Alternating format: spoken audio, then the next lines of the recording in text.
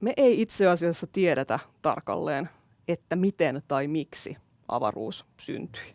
Se, mitä me tiedetään, on se, että nyt kun me katsotaan ympärillemme avaruudessa, niin tällaiset galaksijoukot avaruudessa meidän ympärillä liikkuu meistä poispäin ja itse asiassa vielä nopeammin, mitä kauempana ne meistä on. Ja tämä tarkoittaa sitä, että avaruus laajenee ja itse asiassa avaruus laajenee vieläpä kiihtyvällä nopeudella.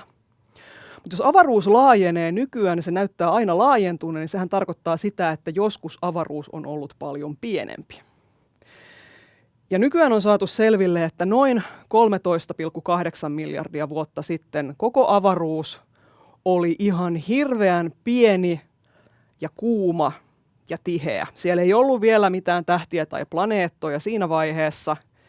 Ja tämä on ikään kuin semmoinen varhaisin avaruuden hetki, mitä me voidaan jotenkin tutkia.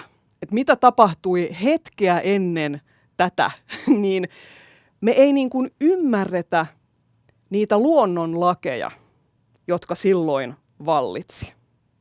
Jos me ymmärrettäisiin, minkä sääntöjen mukaan luonto silloin toimi, sellaisessa vielä vähän tiheämmässä ja vielä vähän kuumemmassa ja vielä vähän pienemmässä maailmankaikkeudessa, niin silloin me ymmärrettäisiin paremmin myös sitä, että mitä mustien aukkojen sisällä tapahtuu.